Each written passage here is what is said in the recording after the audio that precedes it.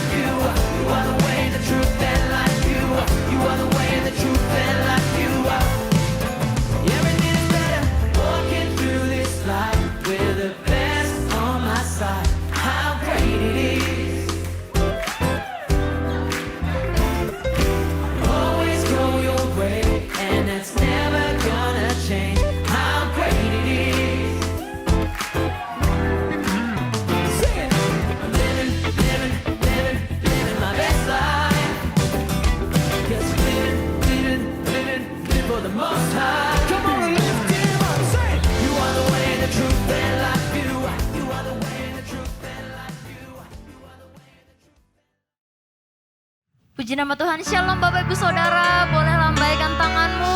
Haleluya. Sorakan haleluya.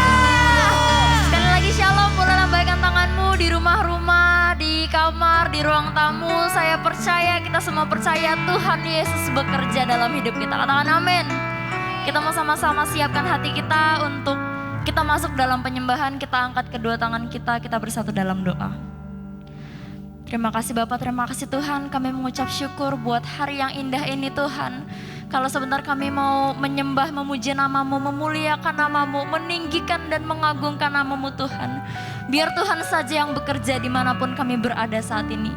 Kami berdoa dan mengucap syukur, hanya Engkau yang termulia dalam hidup kami Tuhan. Tidak ada yang lain Bapak. Kami mau serahkan ibadah kami hari ini ke dalam tangan-Mu, hanya di dalam nama-Mu. Haleluya. Barala barala bashandara barala barala barala barala barala barala barala barala barala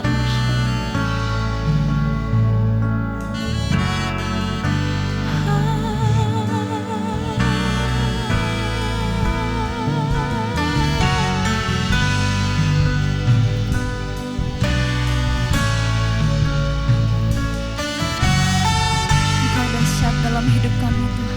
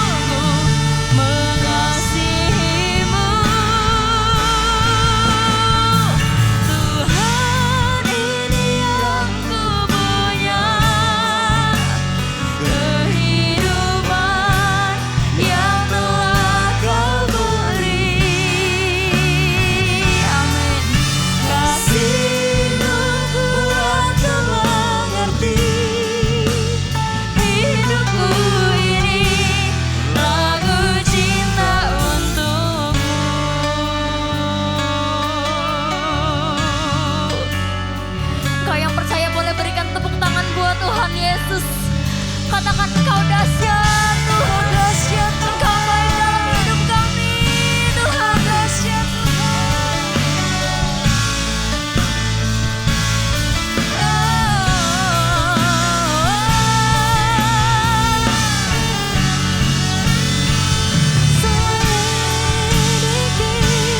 hati kami, diriku, apa ku sungguh mengasihimu Tuhan, ini yang ku banyak kehidupan yang telah kau beri. Kasih-Mu buatku mengerti hidupku ini lagu cinta Tuhan, ini yang ku punya kehidupan yang telah kau beri. Kasih-Mu buatku mengerti hidupku ini lagu cinta untukmu. Kasih-Mu buatku mengerti hidupku ini lagu cinta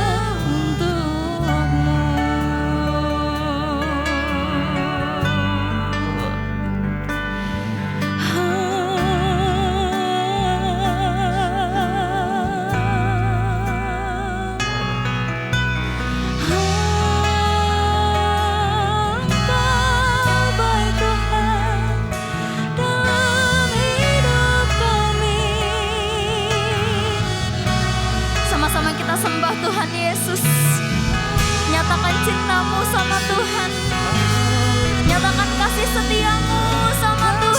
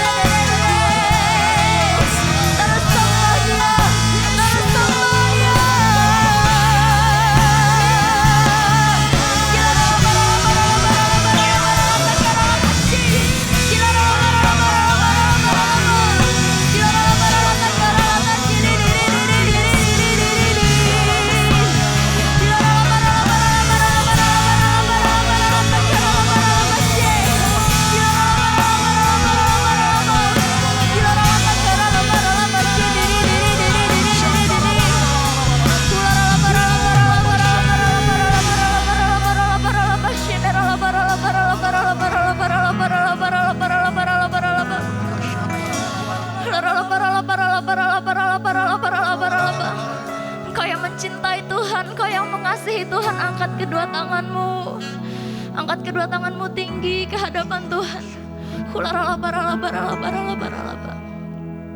Ku cintakan Yesus, ku pujikan Yesus, ku sembahkan Yesus, Tuhan dan Rajaku. Dengan segenap hati dan dengan segenap jiwaku, akal budi, ku cintakan.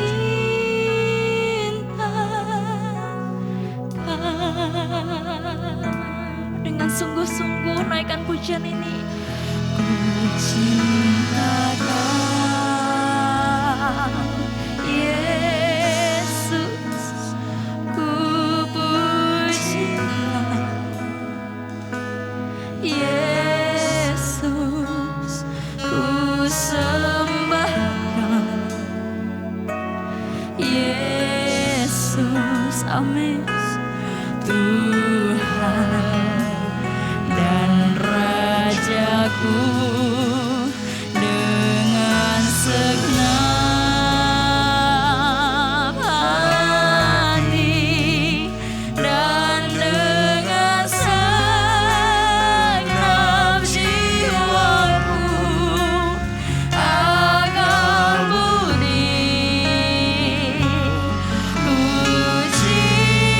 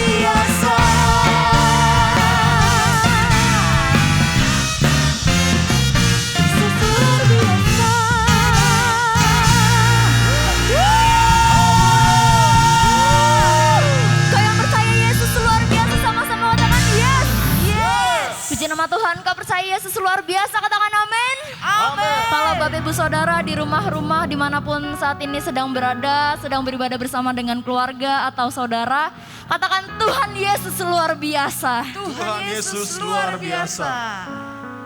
Puji nama Tuhan, sebentar kita akan menerima kebenaran firman Tuhan, sama-sama kita tangkap dengan iman dan sama-sama kita siapkan hati kita.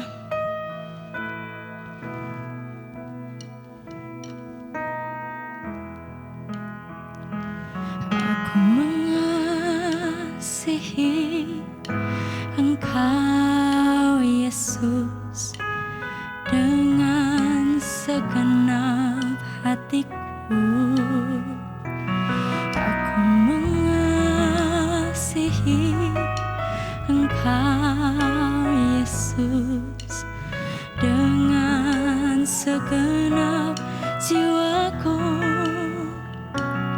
Ku renungkan firman-Mu siang dan malam, ku pegang perintah-Mu dan ku lakukan.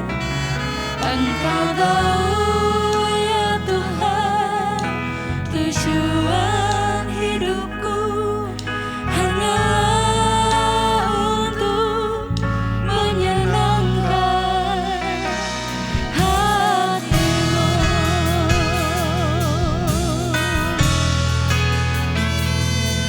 Aku mengasihi Engkau Yesus dengan segenap hatiku.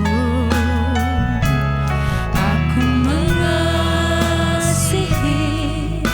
Engkau Yesus dengan segenap jiwaku. Ku renungkan firman-Mu siang dan malam, ku pegang perintah-Mu dan ku lakukan. Engkau tahu ya Tuhan, tujuan hidupku hanyalah untuk menyenangkan hati-Mu.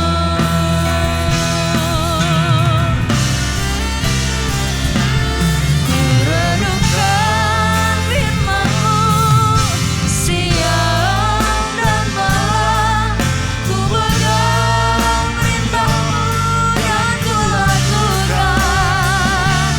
Engkau tahu ya Tuhan, tujuan hidupku hanyalah untuk menyenangkan hati-Mu.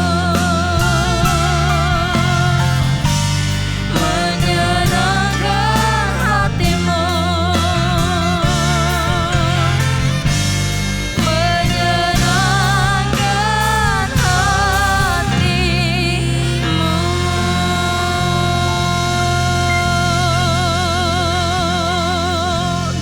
Kami siap mendengarkan firman Tuhan. Yang sama-sama siap mendengarkan firman Tuhan, sama-sama katakan amin. Amin.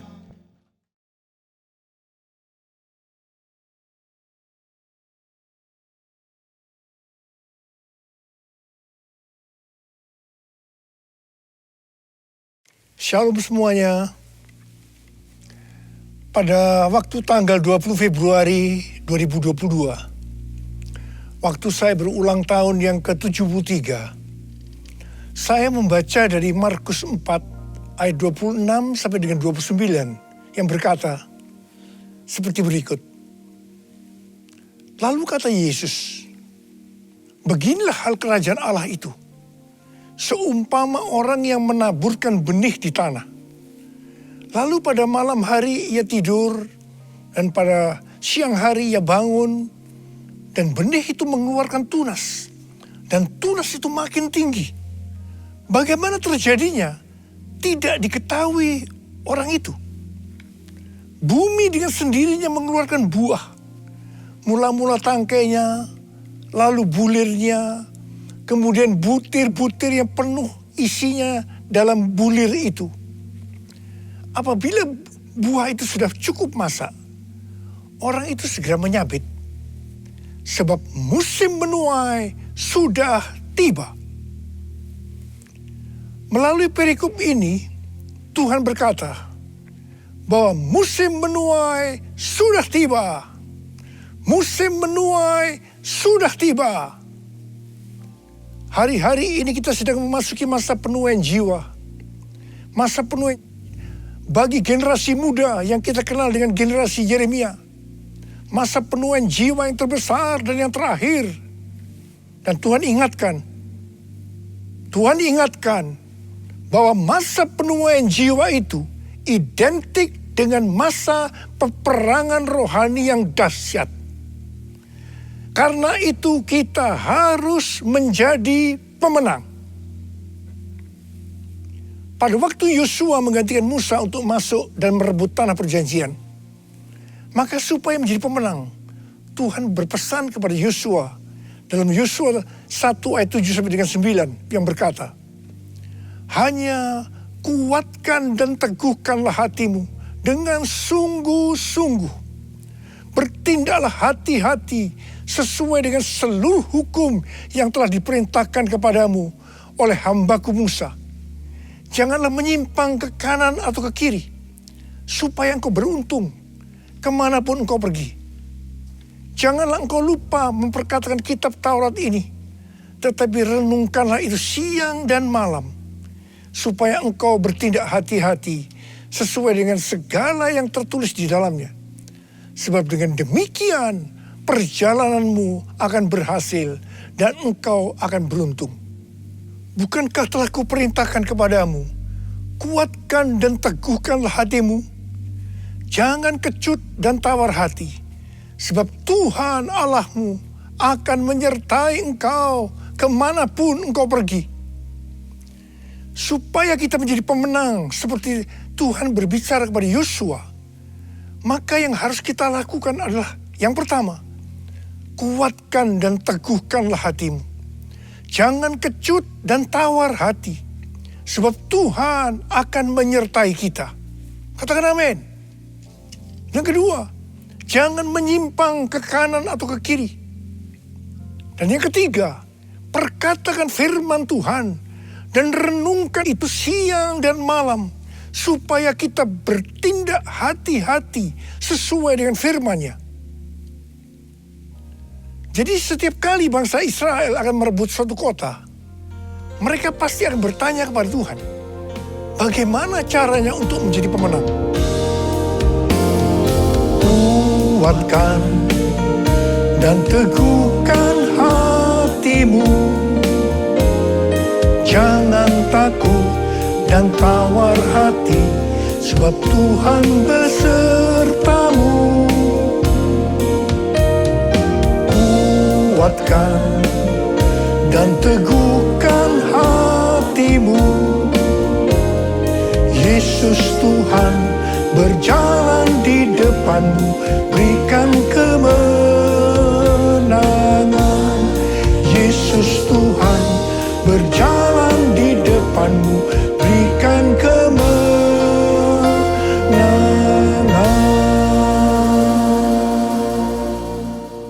Pada suatu hari, ketika mereka akan merebut kota Ai, mereka tidak bertanya kepada Tuhan.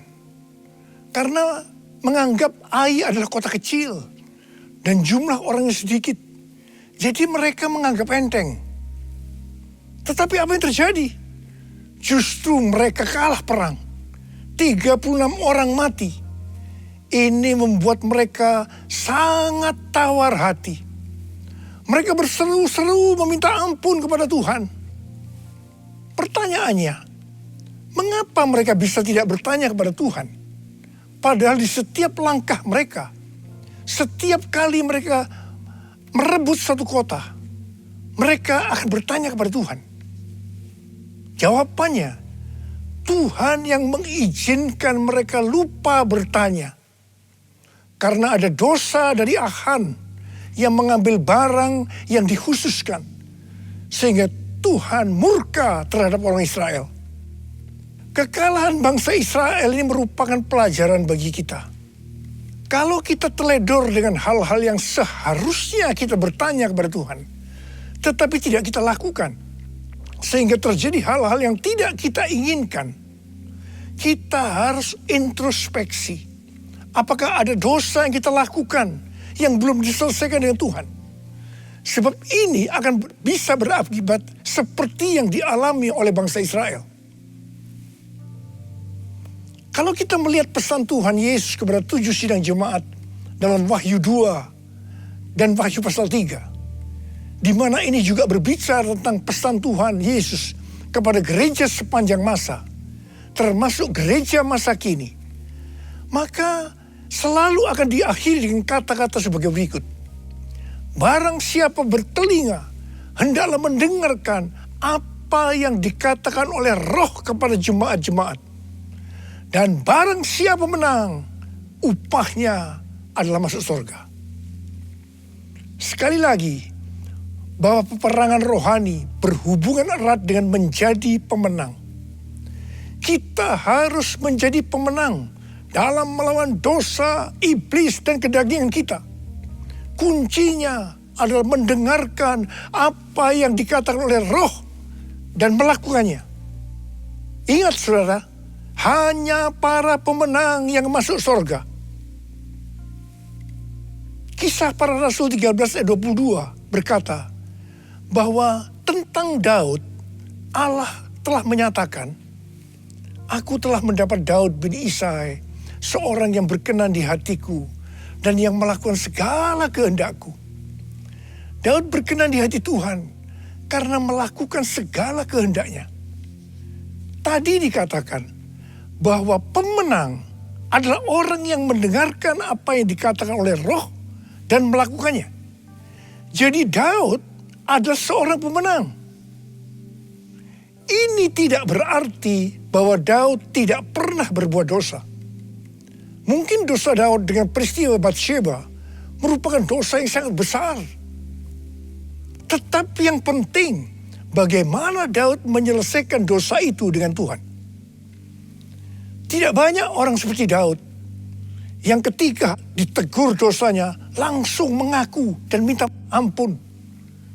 Banyak yang justru sebaliknya, mereka belit dan tidak jujur. Selain itu, Daud tidak berulang-ulang melakukan dosa yang sama. Kalau dia sudah bertobat terhadap suatu dosa, dia akan benar-benar bertobat dan tidak akan mengulangi lagi. Pada waktu itu, Daud lari dari Yerusalem karena anaknya Absalom memberontak dan mau membunuh dia. Di tengah perjalanan, ketika hati Daud sedang sedih dan dia menangis, tiba-tiba ada seorang yang bernama Simei, salah satu keluarga dari Saul, di hadapan para pahlawan dan prajurit-prajuritnya. Dia mengutuk Daud habis-habisan sambil melemparinya dengan batu. Pada waktu Abisai, seorang pahlawan dari Daud, melihat itu, dia minta izin kepada Daud untuk memenggal kepala Simei. Tetapi apa jawaban Daud? Perhatikan jawaban Daud ini. Biarlah dia mengutuk. Sebab apabila Tuhan berfirman kepadanya, kutukilah Daud. Kita bisa apa? Sedangkan anak kandungku ingin mencabut nyawaku. Apalagi dia yang bukan keluargaku. Biarkanlah dia. Dan biarkan dia mengutuk. Sebab Tuhan yang telah berfirman padanya demikian. Mungkin Tuhan akan memperhatikan kesengsaraanku ini. Dan Tuhan akan membalas yang baik kepadaku. Sebagai ganti kutuk orang itu kepadaku hari ini. Saudara, dalam pelayanan saya, mungkin saya ini termasuk salah seorang hamba Tuhan yang paling banyak dimaki-maki dan dikutuki orang. Terus terang saya banyak belajar dari Daud ini. Saya bersyukur kepada Tuhan bahwa sampai dengan hari ini, saya masih diberi kesanggupan oleh Tuhan untuk melakukan seperti apa yang telah dilakukan oleh Daud. Akhir daripada pemberontakan Absalom, anak Daud, itu berakhir dengan kematian dari Absalom. Ketika Daud pulang kembali ke Yerusalem dan ia sampai ke tepi sungai Yordan, maka banyak orang yang menyambut dia, termasuk Simei. Simei sujud di hadapan Daud untuk minta ampun. Di sini kembali Abisai, pahlawan Daud, salah seorang pahlawan Daud tadi, yang pernah minta izin untuk memenggal kepala Simei, berkata kepada Daud agar Simei dihukum mati karena dia mengutuki orang yang diurapi Tuhan. Tetapi Daud dengan tegas berkata kepada Abisai, tidak. Kemudian Daud berkata kepada Simei, engkau tidak akan mati. Dan Daud bersumpah kepadanya. Puji Tuhan saudara, sampai dengan hari ini, dengan kekuatan yang diberikan oleh Tuhan, saya tidak pernah dendam kepada orang-orang yang dengan sengaja atau tidak sengaja berbuat jahat kepada saya. Meskipun mereka tidak minta maaf, saya tetap melupakan apa yang pernah mereka lakukan kepada saya. Haleluya! Allah yang bela, siapa lawan dia? Lebih dari pemenang dalam segala hal.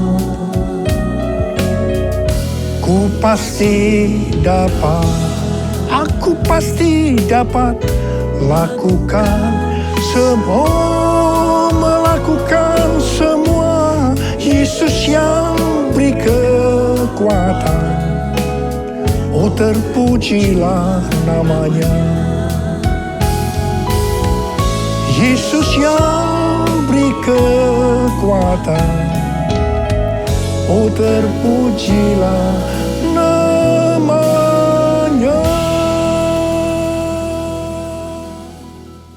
Menjelang kematiannya, Daud memberikan pesan kepada Salomo. Salah satunya adalah mengenai Simei ini. Daud berkata kepada Salomo, juga masih ada padamu Simei bin Gera, orang Benyamin dari Bahurim. Dialah yang mengutuki aku dengan kutuk yang kejam pada waktu aku pergi ke Mahanaim. Tetapi kemudian dia datang menyongsong aku di tepi sungai Yordan. Dan aku bersumpah kepadanya, demi Tuhan, tidak akan kubunuh engkau dengan pedang. Sekarang, janganlah bebaskan dia dari hukuman. Sebab engkau orang bijaksana dan tahu apa yang harus kau lakukan kepadanya untuk membuat yang ubanan itu turun dengan berdarah ke dunia orang mati. Wow, banyak komentar yang muncul dengan adanya pernyataan Daud ini. Ada yang bilang, sayang sekali Daud yang terkenal berkenan di hati Tuhan karena menuruti segala perintahnya, ternyata masih menyimpan dendam kepada Simei. Padahal dia sudah bersumpah untuk mengampuni Simei. Ada juga yang berkomentar, peristiwa ini adalah di Perjanjian Lama, tidak bisa dibandingkan dengan peristiwa di Perjanjian Baru. Tapi bagi saya, secara pribadi, waktu saya membaca peristiwa ini, justru mempunyai pengertian yang berbeda dengan tafsiran yang ada di atas tadi. Bagi saya, ini bukan karena Daud dendam kepada Simei, tetapi karena Tuhan yang akan menghukum Simei karena perbuatannya kepada Daud. Tuhan memberitahukan hal itu kepada Daud, dan Daud memberitahukannya kepada Salomo. Cerita ini belum berakhir. Sekarang mari kita lihat, apakah pengertian yang saya dapatkan itu benar atau tidak. Apa yang Salomo lakukan kepada Simei? Sebagai seorang yang bijaksana, Salomo memanggil Simei dan berkata, kamu buat rumah di Yerusalem Dan kamu tinggal di sana, janganlah kamu keluar kemana-mana. Pada saat kamu keluar dan menyeberangi sungai Kidron, pastilah engkau dibunuh dan darahmu akan ditanggungkan kepadamu sendiri. Simei bersumpah dan setuju dengan perjanjian itu. Setelah lewat 3 tahun, 2 hamba dari Simei lari kepada Raja Gad. Ketika Simei mengetahui hal ini, maka dia menjemput kedua hambanya itu. Dia lupa akan sumpahnya. Atau lebih tepat saya pakai istilah, bahwa Tuhan membuat dia lupa pada sumpahnya. Setelah Simei kembali ke Yerusalem, dia dipanggil oleh Salomo. Dia diingatkan akan perjanjian yang mereka buat dengan bersumpah. Mengapa engkau tidak menepati sumpah demi Tuhan itu dan perintah yang kuperintahkan kepadamu? Kemudian Salomo berkata kepada Simei, engkau sendiri tahu dalam hatimu segala kejahatan yang kamu perbuat kepada Daud ayahku. Maka Tuhan telah menanggungkan kejahatan itu kepadamu sendiri. Akhirnya Simei dihukum mati dengan cara dipancung. Artinya dia turun ke dunia orang mati dengan berdarah seperti yang dikatakan oleh Daud kepada Salomo. Di sini jelas sekali bahwa bukan Daud yang dendam kepada Simei, tetapi Tuhan sendiri yang menghukum Simei karena kutukan-kutukan jahat yang keluar dari mulutnya kepada Daud. Melalui kisah Simei ini, Tuhan mengingatkan kita tentang mulut. Menurut kalender Ibrani, bahwa dari tanggal 6 September 2021 sampai dengan 26 September tahun 2022, kita masuk dalam tahun 5782 yang disebut sebagai tahun Pebet. Pebet artinya 82. P adalah angka 80 yang menggambarkan mulut. Bet atau huruf kedua dalam alfabet Ibrani digambarkan dengan sebuah tenda atau rumah atau tempat kediaman. Ada 2 tempat tinggal dari umat manusia. Yang pertama adalah di bumi. Dan yang kedua, di sorga atau di neraka. Sekarang dalam tahun 5782 atau Pebet ini, kita diingatkan bahwa kita masih hidup dalam dunia ini. Tetapi segala apa yang kita lakukan, apa yang kita ucapkan, apa yang kita tuliskan dan ucapkan di media sosial, bukan seperti cara-cara dunia, tetapi harus dengan cara surga. Microsoft merilis tentang indeks keberadaban digital atau Digital Civility Index yang menunjukkan tingkat keberadaban pengguna internet atau netizen sepanjang tahun 2020. Ternyata tingkat keberadaban netizen di Indonesia sangat rendah.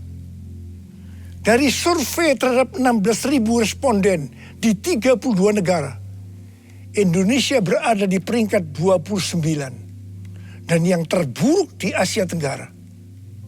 Wow, saya percaya dari netizen ini pasti juga termasuk orang-orang Kristen.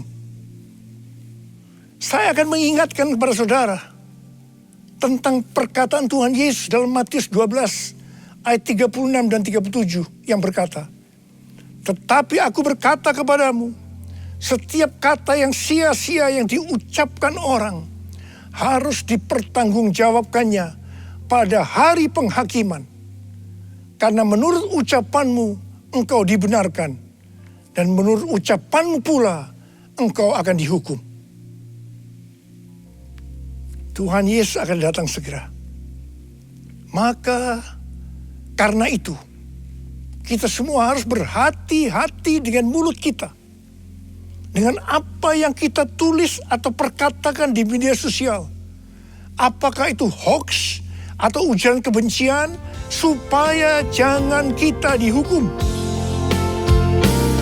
Mulutku penuh dengan pujian kepadamu ya Yesus Tuhan. Sepanjang hari ku beri penghormatan kepadamu ya Allahku. Kepadamu ya Allahku. Kepadamu ya Allahku. Kita harus mengingat 1 Korintus 6 ayat 19 yang berkata, atau tidak tahukah kamu bahwa tubuhmu adalah bait Roh Kudus yang diam di dalam kamu. Roh Kudus yang kamu peroleh dari Allah. Dan bahwa kamu bukan milik kamu sendiri. Sekali lagi saya ingatkan bahwa tubuh kita bukan milik kita sendiri. Mulut kita bukan milik kita sendiri. Tetapi miliknya Tuhan Yesus. Karena kita sudah dibeli dengan harga yang mahal dari kuasa iblis dengan darah Tuhan Yesus sendiri. Kita harus menggunakan mulut untuk berbicara hal-hal yang sesuai dengan firman Tuhan. Termasuk juga saat berbicara dan menulis di media sosial. Karena itu, sekali lagi saya mau katakan, jadilah pemenang. Jadilah pemenang. Saya berdoa agar kita semua menjadi pemenang. Dan sekali lagi, hanya pemenang yang masuk sorga. Saya mau berdoa buat saudara. Ada berapa banyak di antara saudara yang berkata kepada Tuhan, Tuhan, saya mau jadi pemenang. Saya mau jadi pemenang. Mari angkat tangan kita. Kita nyanyikan lagu ini bersama-sama. Allah yang bela. Siapa lawan dia? Lebih dari pemenang dalam segala hal. Ku pasti dapat, aku pasti dapat lakukan semua, melakukan semua. Yesus yang beri kekuatan, oh terpujilah namanya.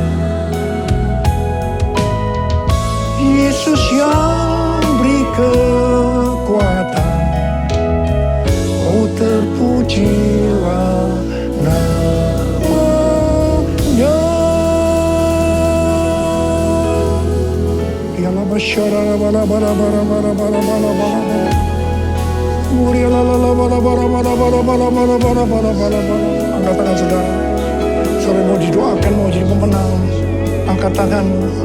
Tuhan, kau melihat tangan-tangan yang terangkat saat ini. Anak-anakmu mau jadi pemenang ya Tuhan. Menjadi pemenang. Dan hambamu tahu itulah yang kau kehendaki agar kami semua menjadi pemenang. Oh rabababababababa, berdoa buat mereka ya Tuhan. Berdoa buat segala pergumulan yang mereka hadapi hari-hari. Jadikan mereka pemenang. Mereka pasti dapat ya Tuhan. Karena Engkau yang menyertai kami. Karena Engkau yang menyertai kami. Tuhan terima kasih. Terima kasih. Terima kasih. Dalam nama Yesus kami berdoa. Dalam nama Yesus. Haleluya. Haleluya. Haleluya. Amin. Mari saudara-saudara, kita akan masuk dalam perjamuan kudus. Kita akan mengingat ayat ini.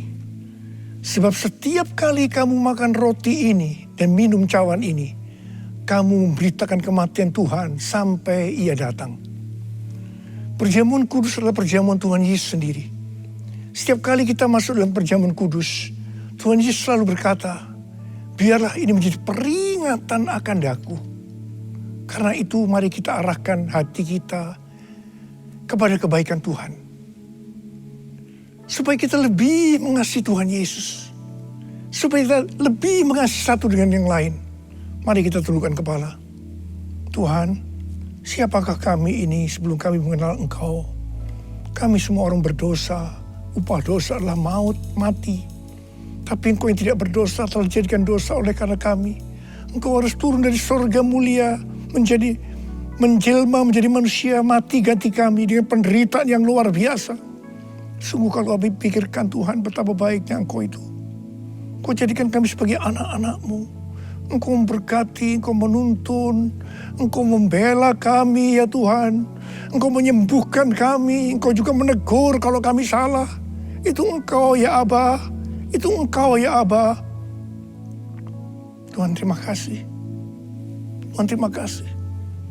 Tuhan akan memberkati kita melalui perjamuan kudus ini. Tapi Tuhan mau kita makan dan minum dengan cara yang benar. Karena itu mari kita introspeksi. Jujur di hadapan Tuhan. Jangan ada yang disembunyikan. Kalau ada hal-hal yang saat ini Tuhan ingatkan. Agar kita harus menyelesaikan dengan Tuhan. Mari kita selesaikan. Mari kita selesaikan sebelum kita masuk dalam perjamuan kudus. Katakan, ampuni saya Tuhan. Ampuni saya. Ampuni saya. Ampuni saya Tuhan. Ampuni saya. Kau melihat anak-anak-Mu yang sedang meminta ampun kepadamu ya Aba. Ampuni mereka. Ampuni juga hamba-Mu ini. Ampuni kami semua. Bapa, terima kasih. Kami akan masuk dalam perjamuan kudus dengan hati yang penuh ucapan syukur. Dalam nama Yesus kami berdoa. Amin. Sekarang mari kita angkat roti di tangan kanan kita tinggi-tinggi. Sebab apa yang telah kuteruskan kepadamu telah aku terima dari Tuhan. Yaitu bahwa Tuhan Yesus pada malam waktu diserahkan mengambil roti. Dan sesudah itu ia mengucap syukur atasnya. Ia memecah-mecahkannya dan berkata, inilah tubuhku yang diserahkan bagi kamu. Perbuatlah ini menjadi peringatan akan aku. Sudah dikasih Tuhan, bukankah roti yang kita pecah-pecahkan ini adalah persekutuan kita dengan tubuh Kristus? Mari kita makan dalam nama Yesus.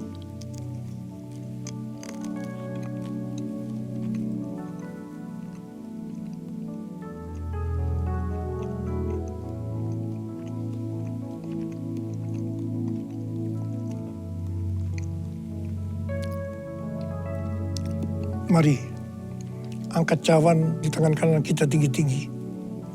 Demikian juga ia mengambil cawan sesudah makan, lalu berkata, cawan ini adalah perjanjian baru yang dimeteraikan oleh darahku. Perbuatlah ini setiap kali kamu meminumnya menjadi peringatan akan aku. Sudah dikasih Tuhan, bukankah cawan pengucapan syukur, yang atasnya kita ucapkan syukur adalah persekutuan kita dengan darah Yesus. Mari kita minum dalam nama Yesus.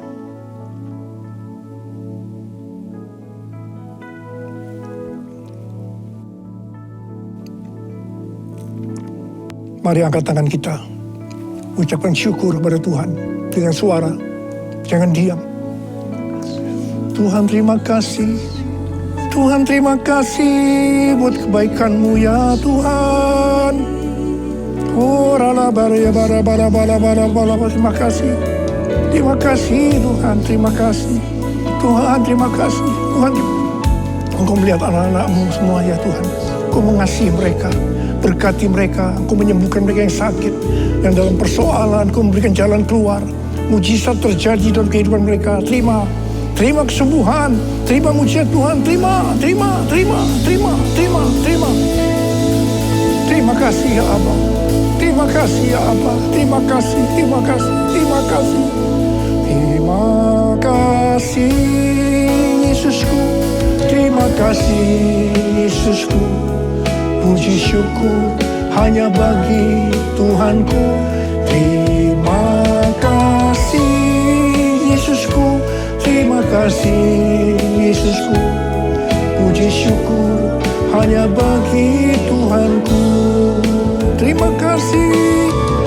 Terima kasih Yesusku. Terima kasih Yesusku. Puji syukur hanya bagi Tuhanku. Terima kasih Yesusku. Terima kasih Yesusku. Puji syukur hanya bagi Tuhanku. Puji syukur hanya bagi Tuhanku. Puji syukur hanya bagi Tuhanku.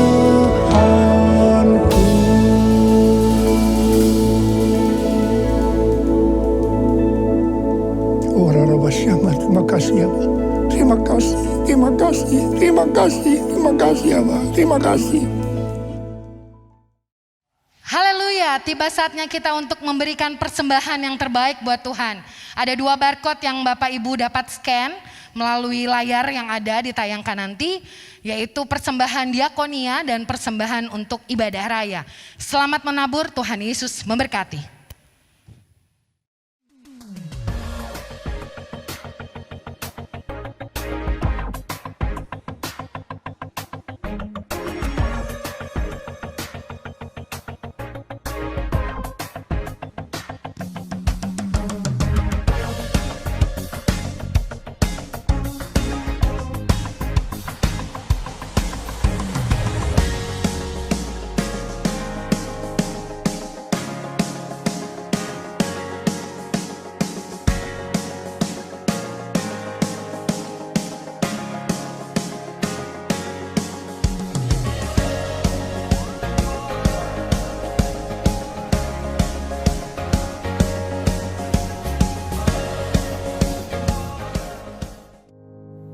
Mari kita selalu perkatakan Mazmur 91, dalam lindungan Allah. Orang yang duduk dalam lindungan yang maha tinggi dan bermalam dalam naungan yang maha kuasa akan berkata kepada Tuhan, tempat perlindunganku dan kubu pertahananku, Allahku yang kupercayai. Sungguh dialah yang akan melepaskan engkau dari jerat penangkap burung, dari penyakit sampar yang busuk. Dengan kepaknya ia akan melindungi engkau, di bawah sayapnya engkau akan berlindung, kesetiaannya ialah perisai dan pagar tembok. Engkau tak usah takut terhadap kedahsyatan malam, terhadap panah yang terbang di waktu siang, terhadap penyakit sampar yang berjalan di dalam gelap, terhadap penyakit menular yang mengamuk di waktu petang. Walau 1000 orang rebah di sisimu dan 10.000 di sebelah kananmu, tetapi itu tidak akan menimpamu. Engkau hanya menontonnya dengan matamu sendiri dan melihat pembalasan terhadap orang-orang fasik. Sebab Tuhan ialah tempat perlindunganmu, yang maha tinggi telah kau buat tempat perteduhanmu. Malapetaka tidak akan menimpa kamu, tulah tidak akan mendekat kepada kemahmu. Sebab malaikat-malaikatnya akan diperintahkannya kepadamu untuk menjaga engkau di segala jalanmu. Mereka akan menatang engkau di atas tangannya, supaya kakimu jangan terantuk kepada batu. Singa dan ular tedung akan kau langkahi, engkau akan menginjak anak singa dan ular naga. Sungguh, hatinya melekat kepadaku, aku akan meluputkannya, aku akan membentenginya, sebab ia mengenal namaku. Bila ia berseru kepadaku, aku akan menjawab. Aku akan menyertai dia dalam kesesakan, aku akan meluputkannya dan memuliakannya. Dengan panjang umur akan kukenyangkan dia, dan akan kuperlihatkan kepadanya keselamatan daripadaku. Mari Bapak Ibu kita sama-sama berdoa. Bapa yang baik, kami mengucap syukur Tuhan Yesus, kami sudah terima firman-Mu Tuhan Yesus. Biar itu Tuhan dapat kami lakukan dalam kehidupan kami sehari-hari Tuhan. Kami juga bersyukur kalau kami boleh memberikan persembahan Tuhan di hari Minggu ini Tuhan. Biar Engkau Tuhan yang melihat hati setiap kami, dan Engkau yang memperhitungkan apa yang kami kerjakan Bapa. Biar Engkau yang berkati setiap kami Tuhan, dalam setiap usaha pekerjaan yang kami lakukan. Tuhan Yesus, Kau buat berhasil dan beruntung Tuhan Yesus. Bapa, Engkau juga berkati Tuhan Yesus. Kami berdoa Tuhan untuk gembala sidang kami Tuhan, untuk Bapak Pendeta Dr. Insinyur Niko Nyotora Harjo Tuhan, dalam pelayanan hamba-Mu Tuhan. Biar Tuhan terus pakai hamba-Mu, Tuhan berikan terus kesehatan dan kekuatan, Tuhan pakai lebih lagi, urapi Tuhan, berikan roh hikmat dan pewahyuan Tuhan, untuk hamba-Mu ini Tuhan, untuk kami semua Tuhan yang ada di bawah beliau Tuhan, dapat melakukan amanat agung Tuhan Yesus dan menyelesaikan amanat agung-Mu Bapa. Terima kasih Tuhan Yesus. Kami juga berdoa Tuhan untuk pandemi COVID-19 yang masih ada Tuhan di bangsa kami Indonesia Bapa. Biar Tuhan Kau bekerja Tuhan Yesus di pandemi ini Tuhan. Biarlah banyak jiwa-jiwa boleh diselamatkan Tuhan.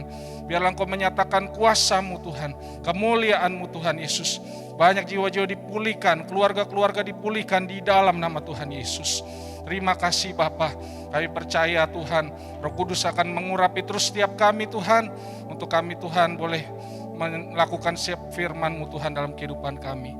Terpujilah nama-Mu Bapa, sebentar kami akan terima berkat yang daripada-Mu Tuhan, lewat hamba-Mu di dalam nama Tuhan Yesus. Angkat tangan saudara, terimalah berkat Tuhan. Kasih karunia berlimpah-limpah daripada Allah Bapa dalam Anak yang tunggal Yesus Kristus. Persekutuan yang manis dengan Roh Kudus menyertai saudara sekalian mulai hari ini. Sampai Tuhan Yesus datang menjemput kita di awan-awan dan bahkan sampai selama-lamanya. Yang percaya bersama-sama katakan, Amin.